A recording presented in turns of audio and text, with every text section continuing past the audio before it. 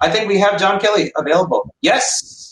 Okay. A little bit about John Kelly. So, for those of you who don't know, right, he is known. I mean, he is part of Wargaming, and he was also a game designer, manager, lead designer on a bunch of stuff. For those who don't know what Wargaming is, maybe you've heard of one of their games, World of Tanks, which is like fantastic, free to play MMO. Go check it out. Not now though, because John is talking, so don't do that. But he is specialized in a lot of fields, free to play, mobile, social games. And yes, he has worked in studios such as Rovio, Zynga, and Playground Games. So yeah, I would like to open this floor up to John. Me and Shuggan will actually be, I guess we'll exit the panel. And yeah, John, please take it away. Thanks, guys. Appreciate the introduction. Hope everyone is doing well today and that everyone's keeping safe and healthy and all the rest of it. So I've got the comments panel open on the right-hand side. If anyone does want to drop Q&A stuff in there at phases as we go through, that would be really helpful if there's anything people want to specifically dig into and ask questions about. Cool. All right. In which case, I'm going to jump into things and do the sharing and the presenting. I'm going to skip over the next slide and we'll jump into what I'm talking about. 2 seconds. All right, so we're going to skip a bit about me because you guys already covered it. What I'm going to talk to you guys about today is the creative process. And this is a very sort of high-level overview of the sort of process that I found for structuring creative teams and helping creative teams get out of trouble when they're midway through their production. Now, for everything I say in this, there's probably an exception that proves the rule. None of this is ironclad, but having run through maybe 30 or 40 different dev cycles and different products at different levels of involvement, I see consistent themes coming up in terms of like where teams get stuck, where production starts to go off the rails, where designers end up just sort of like lost in the woods and unsure of how to move their game forward. So I thought it would be useful to sort of walk through the process that I've kind of developed over the last decade that I have found has helped teams sort of find their way to shipping their game in good order, with the least amount of overtime, crunch, heartache, and nervous breakdowns. So what I'm going to talk about is first and foremost sort of like the high level challenge of like making games. It's hard, and what is specifically hard around that, and why I think you should all consider having a creative process.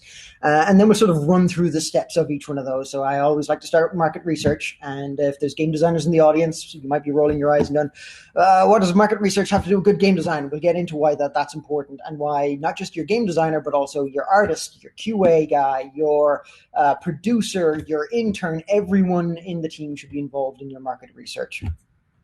How you visualize and understand those users and those players is really, really critical to this, and everyone on the team should know who these people are, not just the product leads, the product owner, or the lead designer. Then we'll talk about through sort of the creative pillars process that I like to use for my teams and how we sort of break them down. And then some of the production implementations of some of these. So I've heard a lot of different approaches to how you structure games and what you should work on first. And I'll show you sort of the process that I like to use with my teams. And then some of the gotchas and edge cases in prototyping and pre-production, and sort of like what to do as you're in that last squirt towards the end, the last 3 months before you're supposed to go into soft launch or go live, and things are not looking so great, because it always looks not so great 3 months before you're about to launch. So without further ado, we'll jump on in. Quick overview of the challenges. Well, to launch a new game, it needs to be cool. It needs to have unique selling points. It needs to have something different for the market. It needs to have some sort of competitive advantage where you're offering something that somebody isn't already doing really well on the market. And you're also competing with sort of your amount of budget, your amount of resources, and what you actually have the internal capabilities to do as a team. So that's like kind of your high level point, is you need to be bringing something new and innovative to the market, particularly if you're in mobile at the moment, where there are several hundred new games on the App Store every day. The big games are heavily entrenched and heavily funded. They can really compete. So unless you're bringing something special, it's kind of not worth turning up. And making games is hard. Even if you're making a game that is a genre that you've worked on before, that you know pretty well, you'll be dealing with new technologies. It's constantly moving, new business models. What worked in terms of monetizing a game 3 years ago doesn't work anymore. In fact, what worked 6 months ago probably doesn't work anymore. Completely new concepts. People are taking genres that are quite old, quite established, that everyone thought were devoid of sort of new innovation and new evolution, and then completely flipping them on the head. I think one of the great examples of this is the Escape series. Everyone thought King owned match 3 games, Lock, Stock, and Barrel, and then along came Gardenscapes oh, what's it? The fish one? Oh, I completely blanked. Doesn't matter. But, you know, a lot of established, entrenched genres get overturned and flipped. And those things change how users perceive the entire genre. And if you're not constantly adapting to that, you know, it makes it very difficult to compete in the market when you do get there. We're also competing against finite production timelines and budgets. We're definitely at a point of maturity on almost all platforms at this point in time where, you know, like, production costs are just going up significantly. Doesn't matter where you are. The levels of expectation and execution that players have from our games is higher than it has ever been, and it's just going to keep getting higher. On top of all of this, you've got, these are all very business-orientated realities, and then you've got a creative team that probably doesn't care overly much about any of this. They're very much focused on creating a cool gameplay experience, building a great world, telling a great story, developing a new gameplay experience. And, you know, they're kind of like very focused on their craft, and they're hoping that other people are taking care of the business realities of what they're building. Not all the time, but I've found that this is true of a lot of creative teams. So it's easy to sort of like end up off track and making reactive decisions in a moment where, you know, you've started building your game and you find that, hey, actually, we haven't thought about what's happening in the market at all. There's this new game that has come out that has changed everyone's perspective, or there's new technological impediments that are stopping you from doing what you thought you needed to do. So in this sort of like challenging environment, you kind of can't just let people go be creative and hope that organically you get to the right place. You need to put a certain amount of structure and focus on what your activities are spent on. Otherwise, you'll just spend a lot of time and you will have a hard time deciding whether you're spending your time well or not. So some of the frequently asked questions that I've heard when I've said, hey guys, we're starting a new team, we're starting a new project, let's sit down and agree as a team together what our creative process is going to look like.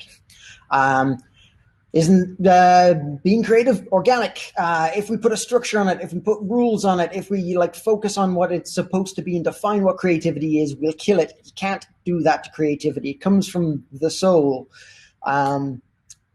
Fair point, but I don't actually think it's true. I think constraint is actually the mother of invention and the mother of creativity.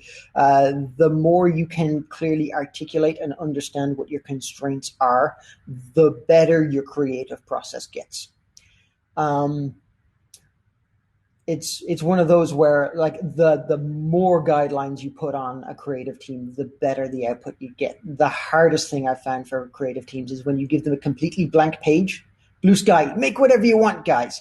And you get really random stuff out of that because nobody knows what direction to go in. Or you get people trotting out their personal pet project that they've really wanted to make for the last 10 years, which, while probably a very cool idea, probably isn't informed by a huge amount of market analysis or understanding, mostly just a thing that person really, really wants to make.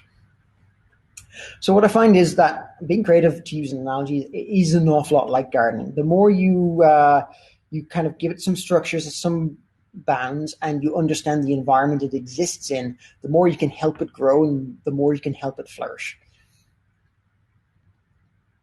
So what you're looking to establish is sort of like 3 things with any new game team, and that is clear goals, clear expectations, and clear accountability. You want to know where you're going, why you're going there, what good looks like, and who's responsible for getting you there for each part of your production team. Most successful teams that I've seen start out with a very clear vision of where they're going to go. They might have some unknowns in terms of like how they get there, but they spend the time at the very beginning to have a good sense of what the game is, why it's fun, and why players will want to play this. And that is generally not a statement like we see opportunity in the bubble shooter space, because everything in that genre is aging out at this point in time. The important part about having a creative process, though, is that it helps communicate these goals across the whole team. The biggest challenge I've found is that these understandings tend to exist with the leads level and not get communicated down to the rest of the team in a way that they care about and internalize. And that has very specific production and development implications that can be hard to diagnose, but definitely have a really negative impact on your production. I'll dig into what those kind of like foibles are a little bit later on. But first, what we're going to do is we're going to start with the market research. Everyone needs to be involved in the market research, and that is understanding who the audience is, where and how they play, like how do they consume games. One of the biggest things we've seen for a long time is with core studios and core developers trying to move to mobile, and trying to bring core experiences to a platform that isn't consumed in that way. And it has caused a lot of problems. We're starting to see games solve that problem now. You have things like Call of Duty Mobile, Genshin Impact, recent very, very core-like game experiences, but they're formatted, chunked up, and broken down in ways that they actually fit mobile play experiences in a way that most developers have failed to crack up to this point in time. And what the audience-specific needs are. Like, what compromises do you need to make? What changes do you need to make to your fundamental formula to make sure that this is a good play experience for that user in the environment that they're actually going to be playing it in? And that's true of whether you're playing on PC, Switch, PS4, Xbox, or mobile. It doesn't really change. These things kind of stay true regardless of where you're going. And your entire team needs to understand your key competitors. And it's not just your leads. Everyone on the team needs to have a granular understanding of what players see as fun in these games so that it gets replicated throughout the entire execution of the game. You don't want a disengaged UI UX artist who is just kind of like making screens because I've been asked to make screens and these are generally typically good screens. You want them to know what your competitors' games look like, what the audience sees as good within this market, what they like, what they actually get excited about, and how you can do better. So that needs to run all the way through your team. So how do you kind of get your creative team to care about stuff like this? You can extol the virtues of it and why it's important till you're blue in the face, but some people generally won't really care. And this is an old one. Everyone should be really familiar with this, but creating personas and sticking them on the wall. So actual faces of real people, even if they're stock photos, their age, their gender, their location, what motivates them, their description, stick it up, put it on the wall, make sure it's a thing that people in the studio can't get away from. It has to be there. It can't be in a PowerPoint documentation that gets stuck in a Google Drive that nobody ever looks at after the first presentation is made. It needs to stay really visible for the team. And you need to be able to see these people on a daily basis because fundamentally you're making a game for people. You never want to be forgetting about the people that you're actually making the game for. I found that if you do this and you talk about who these people are and you humanize them, is the best way to get a creative team excited about who they're making the game for, especially if it's the sort of game that the team isn't inherently necessarily excited to play themselves.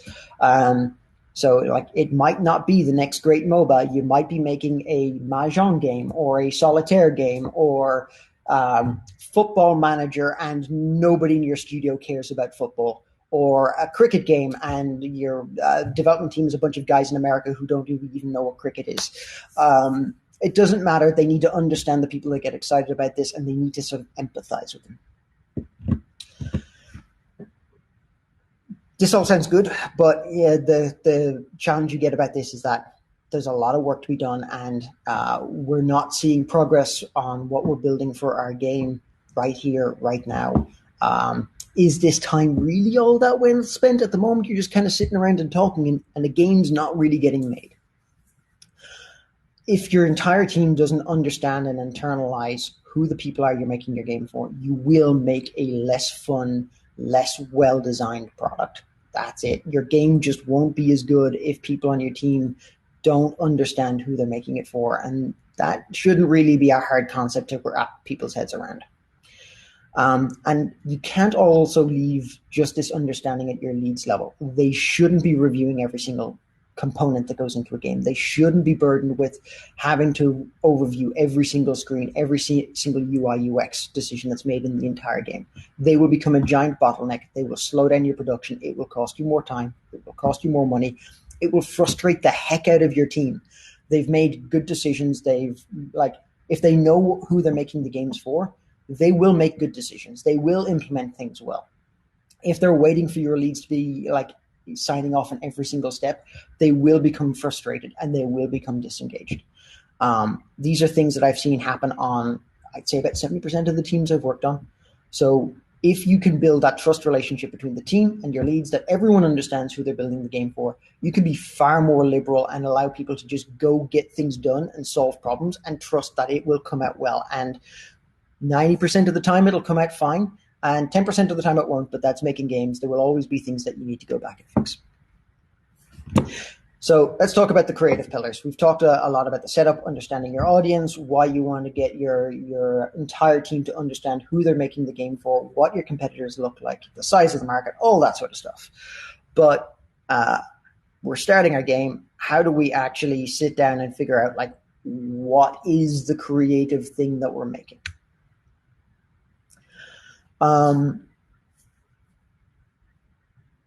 Creative pillars are sort of these founding principles that will influence every aspect of your game. These are sort of like the truths that by which you will look at everything you've made, every feature you've made, every component of the game, and go, does this deserve to be in our game? And that having a clear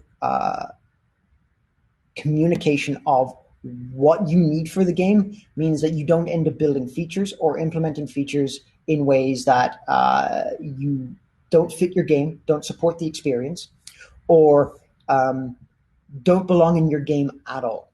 And I find what the best way to approach this is 3 core principles. You can do more. If you do more, I find that it tends to overload the team. It becomes difficult to decide whether a new feature or a new implementation actually matches what you're looking for. The 3 that I like the most are emotional, gameplay, and visual art. So first and foremost, games are entertainment products or artistic products, and how they make people feel is the most important thing, above and beyond everything else. There are games with terrible art that people love. There are games that don't even play very well that people love because it makes them feel a certain way. And understanding that emotional resonance is the most powerful hook you have in your game and in your experience, and making sure that you have a clear articulation of how do you want people to feel in your game. So to come to that, the emotional pillar is the most important pillar, in my opinion, the one you want to establish first. It's critical to dictating how your core gameplay is, because if your emotional pillar is something about being a very relaxed and chilled out and contemplative experience, having fast-paced platforming experience in the middle of your game doesn't fit, it doesn't make sense, and it's a quick and easy way for when the team is running through what features to build and how to implement a thing, to cull ideas from your whiteboarding sessions, from your brainstorming sessions, and go, yeah, that's a cool idea, but it doesn't fit with how we want players to feel when they're playing our game. And more importantly is with marketing, we discover that emotional appeal outperforms logical appeal or anything else you can really do in terms of convincing people to give you time and attention. And it's a thing that I find game teams keep forgetting. You need to remember that it all comes back to that emotional hook and that emotional point as the most important component of your experience. Core gameplay. Break it down to a clearly articulatable single sentence paragraph. It can't be longer than that. It needs to be a thing that the team can always go, hey, so in our game, what we do is tactical vehicular combat. We're about outthinking and outfighting our opponents strategically. It's not about twitch skills. It's not about who's the fastest trigger. It's not about who can micro or move across an environment the fastest. It's a contemplative core combat experience would be an example for World of Tanks. You don't need to list every action that a player needs to do. You don't need an exhaustive 3-page description of what your core gameplay is. You need to nail it down to a very simple elevator pitch that everyone on the team can go, yeah, what's our game about? It's strategic gunplay. We're all about being in the right position at the right time and taking the right shot. If it's a game like Sniper Elite, 1 shot, 1 kill. Something very simple that players can understand themselves very quickly and easily, and people in your team can talk about very quickly and very easily.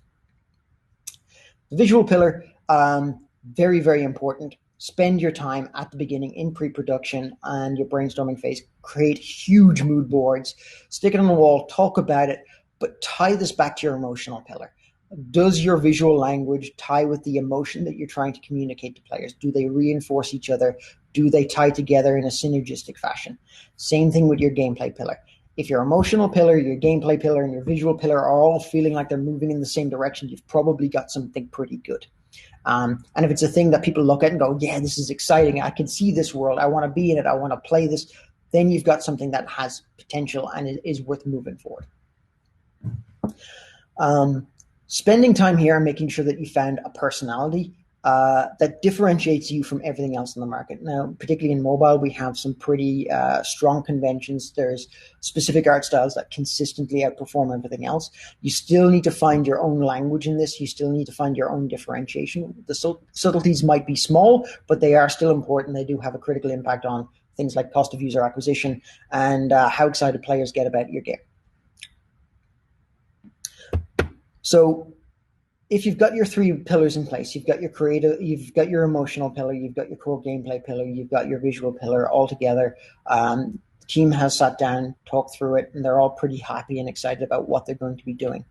You now have these benchmarks that you can measure your visual execution of your UI screens against your visual pillars, the speed and pace of your gameplay against your emotional pillar. Everything's looking good. How do you start building out your game? And one of the most frequent things I see is teams will try to steer into one of their strong points. They'll either go, our game is all about meta. It's all about long-term progression systems. The core gameplay isn't really that important. That might be true for a very small amount of games. But if your second-to-second gameplay and interactions don't get the time and attention they need, you're likely to really struggle to retain players in your early experience.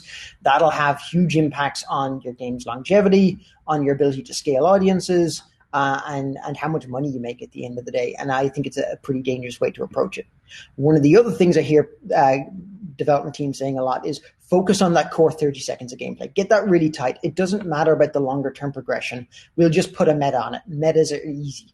Metas aren't easy. They're really hard to build a good one and to tune and refine it so that the pacing of the experience stays consistent. And I think that trying to approach either one of these first is a critical mistake that I see a lot of teams make. Yeah, so this is kind of just reiterating the point I ran through here. Like they either fall into 2 traps: design, document, and plan. Write a giant design document, have everything written out long before they actually start building things. The team finds out that they have no time for actually iterating on that core loop. They don't spend enough time finding the 30 seconds of fun. Or teams spend an absolutely ungodly amount of time finding it and refining that 30 seconds of fun, and then just kind of the meta will be whatever. We'll look at our closest competitor and just lift their numbers. It'll be fine. And what you find is sort of in your last 25% of production, the element you didn't pay enough attention to in the beginning doesn't match well with the bit that you have gotten done to a good standard, and you will have to redesign significant components of your game. Your mechanics won't match up well, your pacing won't match up well, your economy will have leaks all over the place, and you will end up in a really long extended soft launch that's very painful, where you're trying to improve retention and you're not finding that the game is performing to where it should be. And when you actually sit down and honestly look at how much of the game you need to rewrite or remake to fix these design problems, it is a sizable amount of time. It can be a quarter, 6 months, maybe 9 months to really rebuild a core section of the game. Frequently, there isn't buy-in from stakeholders, from management to allow the team to have that much time. And this is where games sort of like get into that soft launch phase and then die, is frequently, I find, because of this specific mistake. Sorry, 2 seconds. Just going to take a drink. So what do you do about it? You need to set these two things up as a constantly alternating loop. And you need to be going, cool, this is our core gameplay session. We're going to spend this sprint, we're going to drive into it. Once you've done it, you take some time to deconstruct what you've built. You tie that back into what's your meta. So how does this tie back into our longer term meta outcome? Does this still make sense? Cool, let's refine a little bit of our meta design. This makes sense. All right, let's go back to another core gameplay session, move on to the next problem within it. And just keep drilling down into the details on that and keep that loop really tight. It does mean you make slower progress at the beginning of your game. It does mean that your prototypes don't come out quite as quick as management frequently likes to see. But if you're doing this constant alternation, you will have a design that transitions from prototype to pre-production to production far more stably, and the payoff will be as you get to soft launch, you will not be paying down bad debt on your design at the other end. So prototyping and pre-production goals are probably a good thing to talk about at this stage. You're looking to validate or invalidate the game idea as fast as possible. So you want to dive into what your key hypotheses are around why this game is fun. Players are really going to want a chilled out, relaxed, solitaire experience or mahjong experience with lots of like relaxed music. And it's got some cool key visuals and special moves in there. We're going to improve on visual execution in the mahjong space. Just picking something off the top of my head. How do you get in very quickly and validate what your USPs are in that genre? Do mahjong players care about cool new graphics? Do they care about like a very fancy win explosion at the end of their match? Well, build it quick, get it onto something like Playtest Cloud. Test that hypothesis as fast as you can in the prototyping phase, and only focus on the things that you are unsure about with your game. You should not be using prototype to prove that your team can make features. They should not be proving that they've got production velocity. They should not be proving that they are a competent team and that they need to build out a fully featured experience that you can hand to players and collect quantitative feedback on.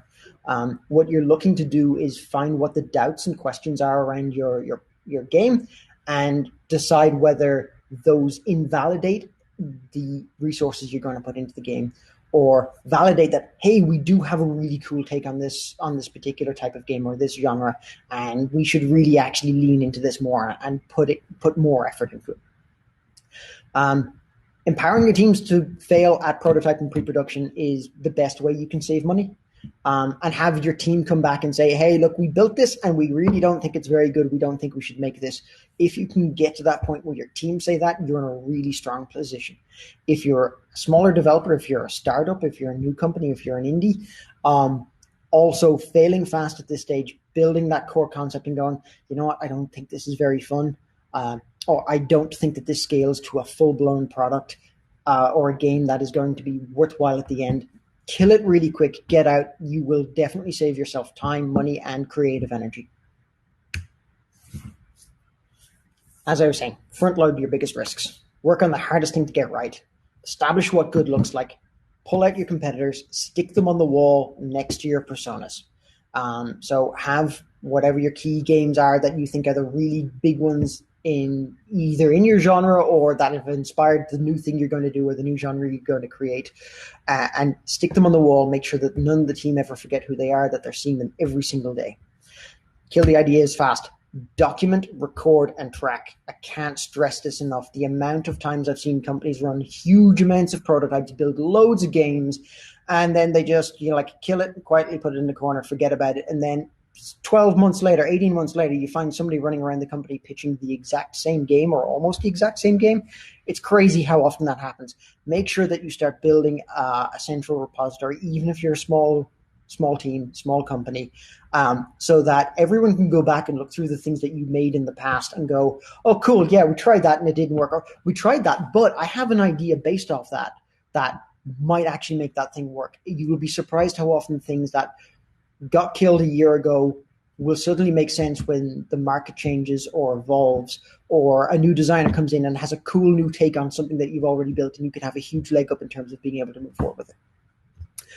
The other thing when it comes to prototyping, don't reuse your code. Don't try to use code moving forward into production. It seems like a really tempting way to save cost, or like, we'll just write the code good in prototype. It'll be fine. We get some fantastic engineers. I have never seen it work.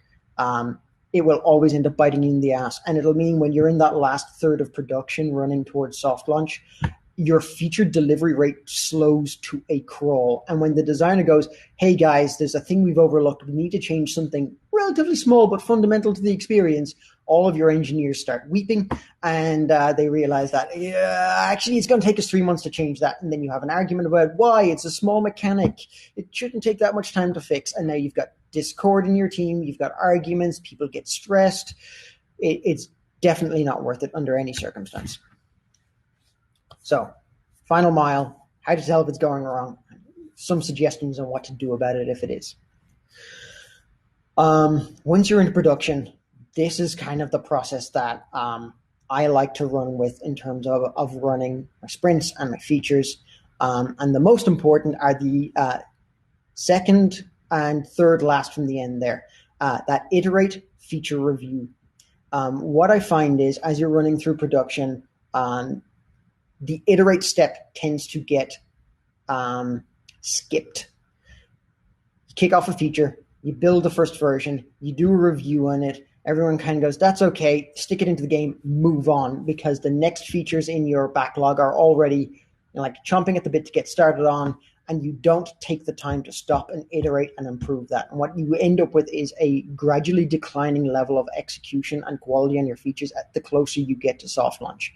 And the closer you get to soft launch, the more those systems are supposed to be interconnecting with each other and impacting each other.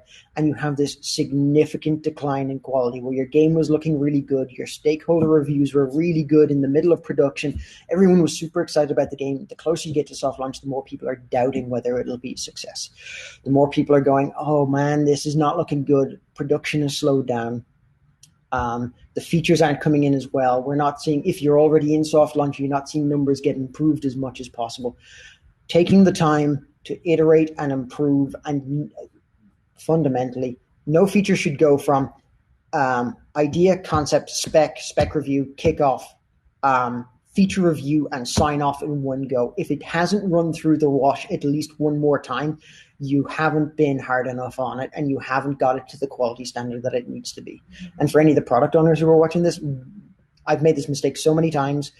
I always plan for a feature to take at least one more cycle in the wash than what the team is saying. Like, I want the team to have the luxury to be able to go back, run through it once more, and fix those rough edges, because it really pays off. Now, sometimes you get really lucky and it's a bonus. It comes through the first time and it's great and everyone's happy with it. That's time saved. That's great. You will end up spending that somewhere else, because the project will always consume as much time as you have for it. But if you don't plan for this, it really affects your quality overall. So as you kind of get towards that end point, your playtest feedback is like, if they're expressing consistent frustration about the core gameplay, you've got a big problem. This is not a thing that's going to buff out. This is not going to be a thing where you'll run a couple of experiments on controls and it'll be fine.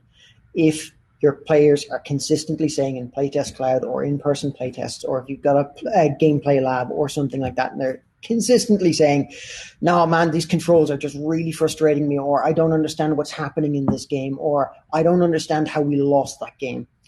That's not going to be a thing that's going to be a quick and easy fix. If you're at this stage and it hasn't come together already, you need to step back and look at it in detail. If a critical feature is a thing that you're like, it'll come in soft launch and it'll change everything, it probably won't. If you're waiting on one feature to change the reactions you're getting to your game, it's probably not going to do it significantly. And if it is going to significantly change things, why isn't it in there already? If it's a critical feature, you should have built that first and validated it first, kind of following this model. Finishing features in soft launch. You will be fighting a huge amount of operational overhead. Stuff like your IAPs aren't working because Apple have updated the OS. Cool, I've lost 3 engineers to fixing this thing. It means that the attention features we'll get in soft launch are not going to be what they should be. Your product owner is probably going to be very engaged with your UA and marketing teams and with management and stakeholders. He's not paying quite as much attention to specific features as he should be. All of this is going to put drag on your game, on your team. If you're finishing critical things in soft launch, it's not a good place to be. A feature coming post-global. Cool. If it's coming post-global, it's obviously not key to validating whether your game works or not. Like, it's icing on the cake, but it's not going to be the difference between whether your game monetizes or not, or retains well or not. So if you're planning on that, you've got significant problems, and you probably want to talk to other stakeholders and figure out how you get more time to build it before you go to global. This last one is the absolute worst one that I have committed myself. You have a feature, it comes in, it's not up to standard, but you say, it's okay, we don't have time to make it better.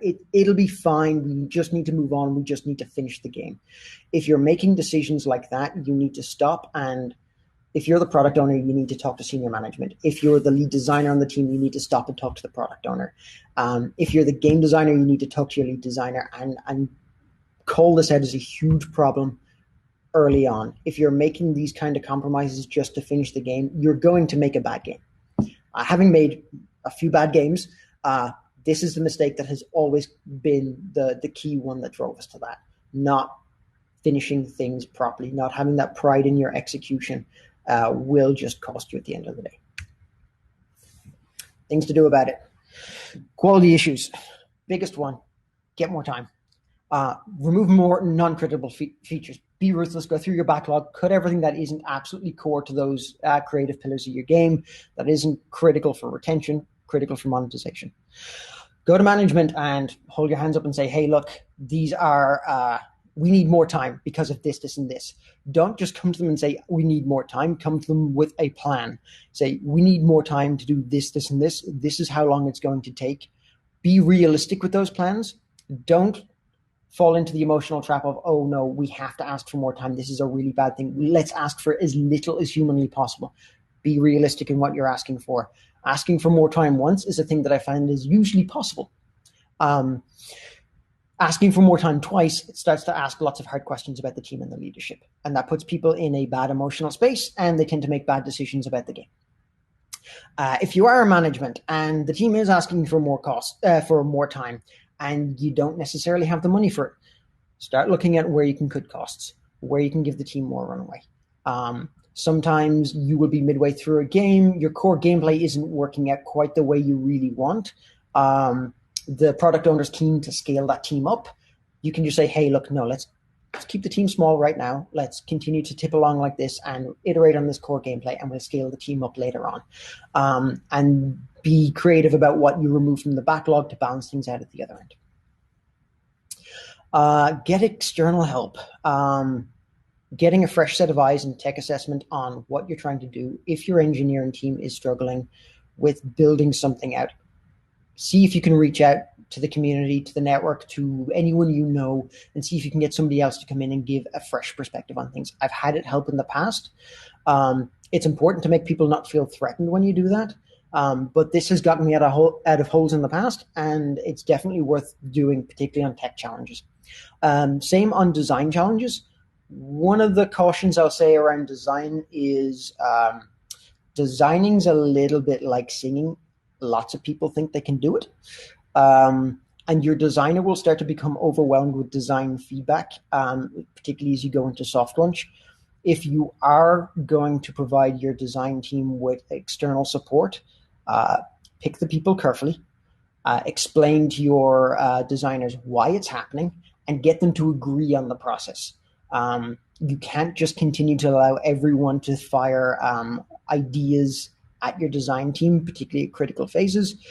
They'll start to doubt themselves. They'll start to oscillate back and forth and waver on where they need to be going. And they need to be making rational, logical decisions, not emotional decisions. And content production.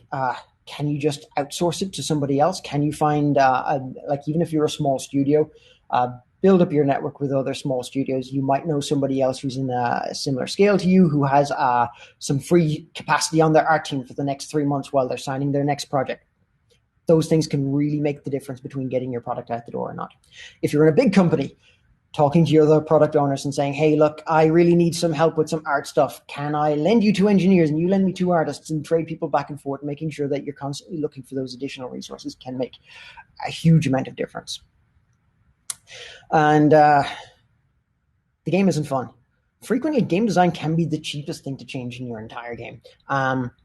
Be ruthless, go back and look at your core pillars, look at what's happening in your experience and whether they're actually leading into those core pillars or not. If you've picked good core pillars to begin with, you will most of the time find that if your game's not fun, it's because something in your game has departed from what that original vision was.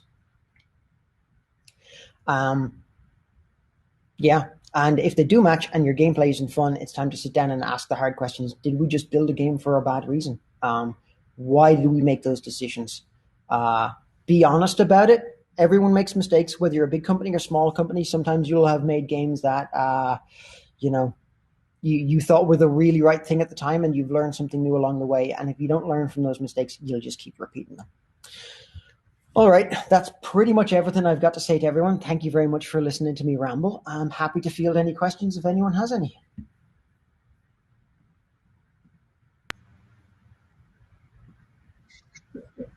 Hello. John, you can come back on camera if you like. Oh, yeah, that'd be great.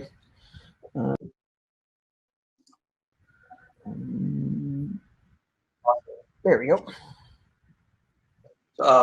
Once again, thank you, John. Very much appreciated. Guys, thanks for joining. If you guys are joining here right now, that was John Kelly for Wargaming. And surprisingly, not many tanks in the presentation. I'm a little disappointed, but that's okay. So what we're going to do right now, we have about 15 minutes. We will start Q&A session. I will be handpicking the questions, the ones that have already been asked. We can continue asking questions at least a few minutes before 5 o'clock. I'm gonna be honest. I don't know what's gonna happen to this session once time runs out. All of us might get kicked out. So I'm gonna preface this saying that you might get a bit of unexpected feedback. But cool. I already see some questions that have been asked. I'm gonna go ahead and scroll up. And I'm going to just start with the first topmost one. This is from B. Nitesh Reddy. He's asking, can we manage to learn and create games while working in an IT industry like TCS? So for John's reference, TCS is Tata Consultancy Services. But yes, in an IT industry, what are your thoughts on that, John? Yes. I mean, there's plenty of people, like if you're just passionate about games, yes, you can absolutely learn to get out and make games if you're in another industry. It depends on what you want to do. Do you want to transition into the games industry working on professional teams, or do you want to make games yourself? Like there's plenty of part-time hobbyists, indies that like make cool games in their spare time as a thing that they're creatively invested in if they don't want to give up their career. My advice on that is scope accurately. Whatever your idea for a game is, have it and then have it again and then have it once more and refine it down to something really small. Start with something small and simple that you can complete in a reasonably short amount of time. Even if it's not the cool idea of a game that you really want to make, that's the place to start. The biggest mistake I find from graduates or people trying to move into making games is that their first game idea is significantly overambitious for what they have time or the skills to do. And if you're looking to get into games, remember that the idea of your game and the gameplay hook is more important than the technology you use, the visual representation, or anything else that goes along with it. If you've got a fun core gameplay concept, it's probably going to be fine. And that can be a completely text-based, entirely meta-based, like online browser game, or that can be something really short and sweet like Pac-Man or Flappy Bird or whatever. But, once it's sort of like that is good, the technology and the art is secondary, particularly if you're making an indie game. Very cool. Thank you. Right. So sorry, guys. I'm just going to do this sequentially right now. I will try and skip ahead to some certain questions. So if I miss you towards the end, I apologize for that. But we are running on time here. Sajjan asks, what is the possibility of remade games with the creative process implemented being successful? This is interesting. You mean like a sort of a creative reimagining? That's what it means. Yeah. Actually, I think it's pretty good as long as you're going back to that core. I think Final Fantasy VII is probably one of the great examples of this. they realized what was great and special about that original Final Fantasy, and they came back and they like really leaned into that and brought that to the fore. If you realize what the core hook and the core excitement are behind that game, you can lean into making that a refreshed version of that experience. Where remakes tend to fail is when it's just a graphical pass. Cool, it's the same game, prettier graphics, meh. People tend to not care all that much. Now, your core audience might still get excited about it and might still buy it, but if it's kind of a soulless remake, it tends to not perform as well as something that actually has that creative process behind it. Okay, thank you. Actually, Sanjan actually had another question, but I'm going to skip him. Sorry, Sanjan. I want to make sure everyone gets a chance to ask questions. So I'm skipping to the next person. Urvashi asks, one second. Pac-Man had simple gameplay and popular among all sorts of different audiences. Would love some tips on how to make a simple gameplay fun. So it's a bit of a broad question, but do you have any like quick tips on it for like how to make gameplay fun? It's a strange question, right? Sure. I mean that kind of like there's a lot of layers in that, and one is kind of like your core gameplay loop. Like I need to collect all the things in the maze. I'm moving through the maze. The ghosts start to box me in over time. There's power-ups I can use to flip that like dynamic occasionally, and I can use that to find my way through the maze and collect as many points as I can. That core loop makes sense. Figuring out that core loop so that it is a clear conceit is good. The next thing you need to look at is sort of the execution, the kinesics, to beat the time of that game. How fast does Pac-Man move? How fast do the ghosts move? What is the tuning of that experience? Those are good places to start iterating on, making sure that you've kind of got that good feel of a tactile feel from your controls. Can I make the character go where I want? Does it feel satisfying to collect the things within the game world? Does your visual feedback language support the experience you're looking to build? How do I know if I've done a good thing or a bad thing within the game? Is that communicated to the player clearly? Those are kind of the very nuts and bolts designy elements of making a game like that fun. The other thing to remember is that like Pac-Man came on the market at a very specific time and place in the development of the industry. If you were to relaunch Pac-Man now, it probably wouldn't be a success. So it is very much anachronistic. It is out of time because it is a legend of the industry, so everyone's familiar with it, and so everyone still thinks it's great gameplay. But if you were to launch an exact copy of it now, probably wouldn't do so good. I hope that kind of answers your question, though, in terms of design for kind of getting those core gameplay loops. We could probably be all day, just have a conference all day with John Kelly just answering that question. So, but unfortunately, for time's sake, I'm going to have to jump ahead a little bit. Okay, sorry guys, I'm going to quickly skip ahead to some other people so that they get a chance. Tejas Oza asks, how do you reconcile the need for design tools versus hack tech in the prototype phase? Hack tech in prototype phase is hack that you're just looking to move as fast as you can in prototype. You're not going to get design tools in prototype. You shouldn't expect them. It is what it is. You should be speccing out what they need to look like for production. Definitely. Good quality design tools moving through production of a game is a huge time saver and a huge saver of creative energy from your design team. So absolutely do it. But in prototype, you make do with what you got. Like plenty of the games I've worked on have been pen and paper prototypes solely. We've never built a digital product. Agreed. Those were strategy games and like management games. So, like if your game requires like fast twitch skills, you need to build that properly, obviously. But sometimes you don't need it. Cool. Okay. Yeah. Thank you for that insight. So I'm skipping ahead to another person. Sumant. Sumant asks, what do you think about making a game by picking out a successful game's core and another successful game's meta? Can we Frankenstein just these ideas and then just put them into a game? Can we just do that instead? Broad scale, yes. Where it falls down is in the details. what you will find is that your core outputs, like for core gameplay to work with your meta systems, the outputs of that core gameplay experience, of that sort of like, I don't know, shooter session, needs to be stuff that feeds into your longer term progression and meta system, right? That's an input output loop that needs to reinforce itself. Now, what you'll find is that sometimes, like a lot of the time, that core gameplay's outputs don't mesh well with what the expectations are out of that meta. And they will require reworking of those mechanics. And those differences tend to be very subtle. And you need a design team that is very familiar with both of the games that you're looking to Frankenstein together, and to know where to make the edits and the cuts and the changes to the system. Because what you will find is you'll build both the systems in silos. The teams probably won't talk to each other all that much. You'll have your meta system, you'll have your core gameplay system, and then you'll car crash them together, and you'll run them. And people will go, it's not really that fun. I kind of get stuck in progression after 2 days. I don't really know why I don't want to come back to it. And it'll become a very difficult problem to diagnose, but it's essentially because those input-output loops are not properly connected with each other. Well said.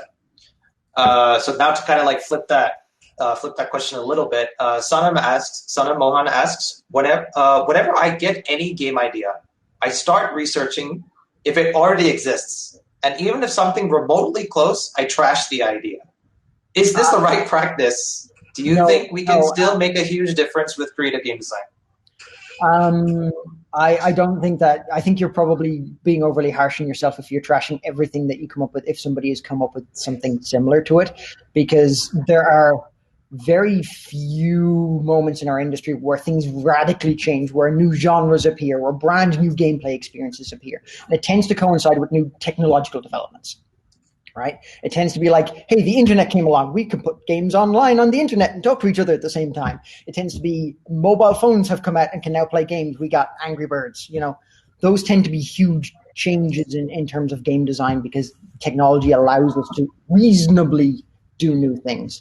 But there's no reason why you can't deliver really interesting and fresh new experiences to genres that have been around for 30 years. Look, people are still building cool new RTS strategy games, not RTSs. It's kind of a dead genre.